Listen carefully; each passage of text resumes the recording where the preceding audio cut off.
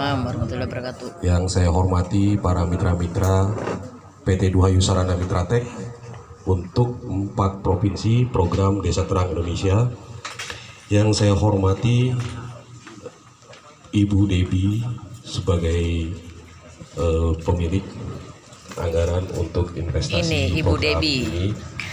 Yang saya hormati sebagai pemilik anggaran tim itu PT Duhayu Ibu Sarana Mitra Tech yang beberapa minggu sebagai ini pemilik apa ya, cukup keras bekerja demi satu tujuan.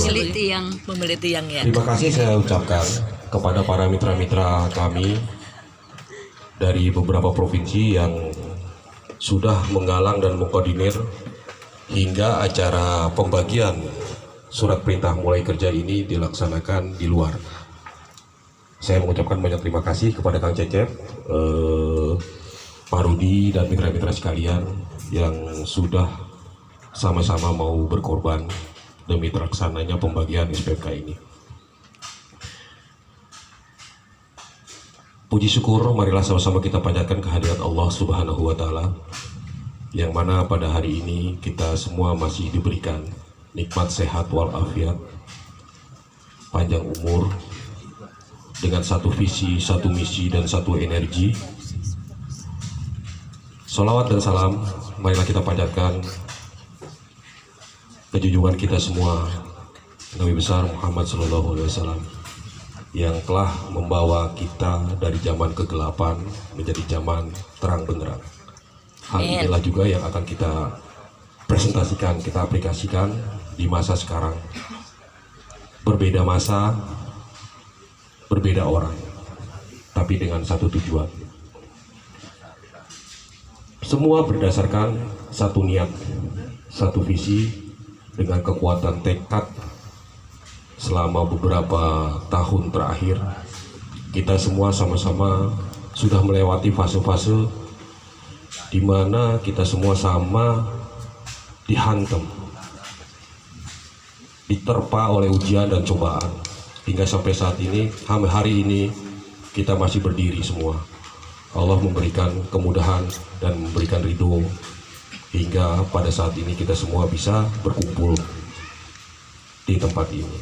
Memang hanya orang-orang pilihan saja yang mampu melewati itu semua. Beberapa tahun terakhir memang kita sama-sama semua melewati fase ujian yang luar biasa, dahsyat bagi kita sebagai manusia. Dari situ juga saya beranggapan, mengambil kesimpulan bahwa hanya manusia pilihan sajalah yang mampu melewati fase-fase tersebut. Jadi tiap masa ada orangnya, tiap orang ada masanya. Itu.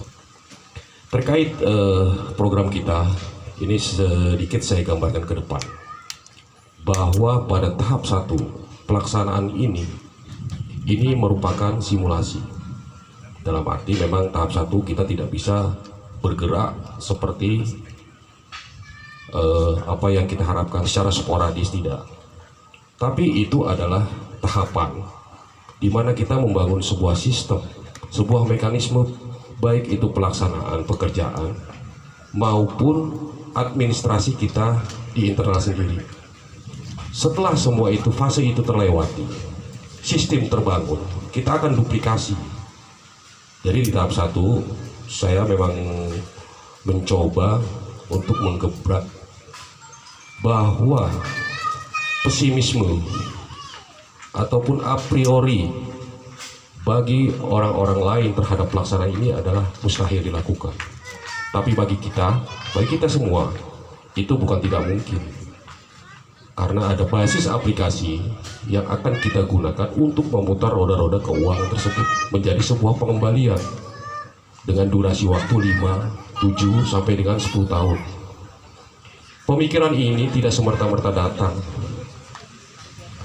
Semua dilalui fase-fasenya dengan sebuah pembelajaran, sebuah perhitungan, sehingga menghasilkan satu program yang memang di luar akal pikiran kita semua. Nah, inilah yang menjadi satu petunjuk lah bagi kita semua.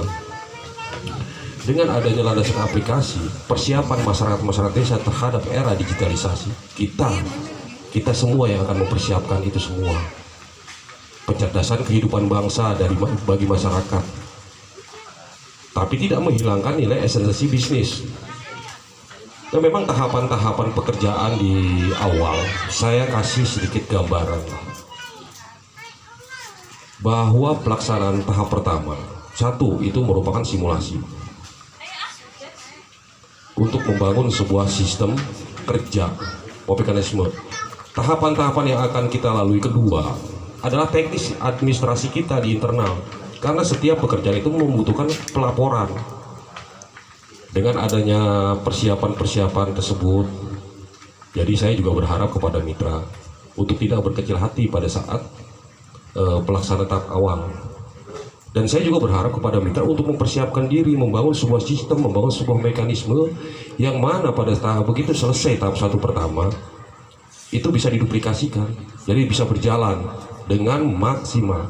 Karena target kita di tanggal 25 Desember sebelum Natal itu anggaran yang dari yayasan itu sudah diblok senilai 6 triliun.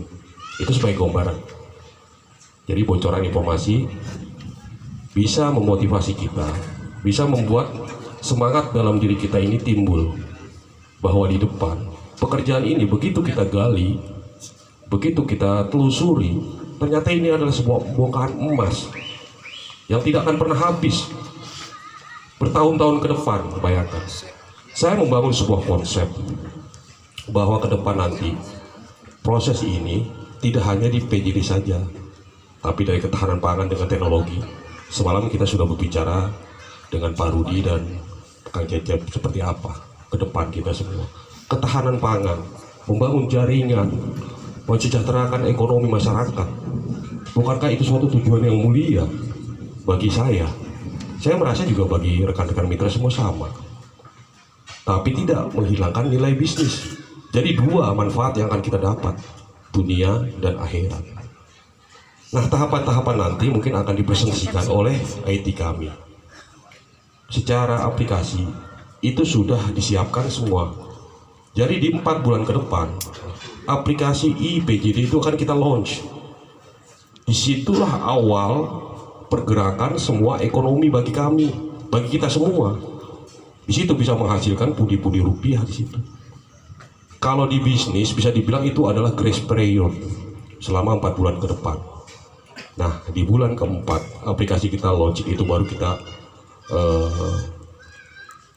tampil menunjukkan eksistensi kita semua yang tadinya program dianggap miris, mustahil, tapi ternyata bisa kita lakukan. Di bulan 4, 5, 6 itu sudah kita bisa bergerak secara bebas di Nusantara ini. Memang dari Kementerian Desa sendiri, ini bocoran sudah mendukung setiap gerakan kita, program kita. Bahkan pelaksana pekerjaan untuk internet, satu BTS, satu titik di tiap desa, itu kita sebagai pelaksananya. Ini sebagai bocoran saja, tapi tidak perlu disebarluaskan. Karena di minggu depan, surat dukungan dari Kementerian Desa terhadap program Desa Terang Indonesia ini terbit. Dan SPK untuk BTS satu desa itu juga akan segera saya tandatangani. Tinggal menunggu saya saja sebenarnya kesiapan saya. Cuman saya ingin dasar-dasar pekerjaan kita tidak saya tinggalkan. Basic, mulai tahapan-tahapan pekerjaan itu bila sudah terorganize dengan baik, baru saya akan melangkah ke yang lainnya. Jadi bisa fokus dalam satu titik, fokus dalam satu bidang. Setelah itu semua termanage dengan baik, baru saya akan pindah ke tempat lainnya. Memang saya menyadari di beberapa kabupaten dan provinsi sudah bergejolak. Sebab apa? Proyek ini kotor. Kita ini diibaratkan berenang di dalam air yang keruh. Basic kita semua sama. Pernah masuk ke dalam suatu program PJU. Begitupun kami sama. Nah, inilah yang membuat kami tetap meluruskan niat, menguatkan tekad, menambah keyakinan kami bahwa program ini bisa dilaksanakan. Nah, alhamdulillah hari ini kita bisa berkumpul. Saya pun menerbitkan SPMK itu tidak semata-mata berdasarkan keinginan pribadi tidak. Ada satu momen sebenarnya hari ini. Kenapa hari ini di tanggal 20 November? Karena kebetulan pemilik anggaran kita itu hari ini berulang tahun. Yang ke-33. Semalam kami meeting memang berdua cukup lama. Kita membahas, merencanakan, Happy menyatukan birthday. visi, menyatukan misi, hingga kami menyatukan energi, sehingga ke depan kami berdua bisa berkolaborasi demi kemaslahatan. Anggaran-anggaran yang akan diturunkan nanti memang di luar akal pikiran kita semua. Sekian banyak, sekian ratus, justru itu menjadi suatu hal yang bisa dibilang selama perjalanan saya itu menjadi mustahil. Tapi dengan keyakinan yang kuat, itu semua bisa dilakukan. Tahapan-tahapan kita semua sudah kita lalui, insya Allah tidak akan terjadi kendala. Kemarin di grup saya memahami memang terjadi konflik, terjadi persoalan. Tapi ya itulah dinamika. Selama kita masih bernafas, selama kita masih hidup, dinamika persoalan itu selalu ada. Tinggal gimana kita menyikapinya. Jadi tidak perlu juga kita semua berlarut. Saya juga tidak mau terlalu banyak berkomentar di grup ataupun di yang lain. Biarkan saja. Karena dengan satu keyakinan yang kuat, dengan niat yang tekad, itu akan membawa kita semua bersatu menjadi satu jaringan. Karena firman Allah itu sudah jelas, orang yang baik akan dikumpulkan dengan orang yang baik, orang yang buruk pun akan dikumpulkan dengan orang yang buruk. Orang yang punya satu niat dan satu tekad akan dikumpulkan dengan orang yang punya satu niat dan satu tekad yang sama. Jadi apa yang harus kita persoalkan? Dan kita juga tidak perlu pembenaran sebenarnya. Biarkan saja berjalan dengan adanya. Saya juga tidak mau banyak mengklarifikasi seperti apa, tidak perlu, biarkan. Karena dengan niat yang tulus, keinginan yang kuat, itu akan membawa kita semua menjadi satu mata rantai untuk mencapai suatu keberhasilan. Di beberapa waktu yang lalu saya selalu berfilsafat dengan satu filosofi. Setiap kesejahteraan, setiap tujuan, setiap harapan itu membutuhkan suatu perjuangan.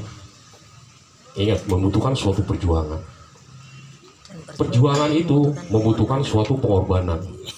3 tahap itu, 3 fase itu, kita harus menyadari diri kita sendiri sudah sampai di titik mana fase kita. Apakah di masih pengorbanan, ataukah di masih perjuangan, ataukah udah mencapai tujuan, kesejahteraan ataupun harapan.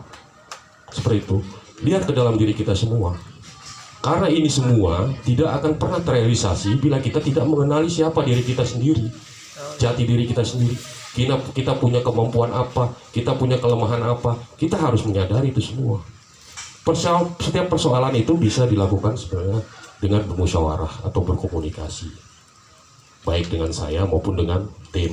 Tapi saat ini saya mohon maaf, memang WA saya di beberapa hari ini slow respon. Karena saya mau melihat memang seperti apa sih keyakinan kita semua, seperti apa sih niat kita semua, masih kuat, masih besar tidak? Seperti zatnya Allah, kita tidak bisa melihat, tapi kita bisa merasakan dengan apa? Dengan suatu keyakinan, dengan suatu iman. Seperti ini, itulah ini program sama. Nah, di konsep kita seharusnya bisa dinalar dengan logika kita semua. Kemarin saya roadshow memang di Jawa Tengah, Pak.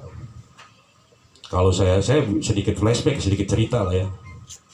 Saya bawa uang ke sana, cuman saya 7,5 juta, 2 mobil, Pak. Tapi saya punya niat, punya tekad yang kuat. Sampailah kami semua di Jawa Tengah 4 kabupaten dengan mengandalkan niat.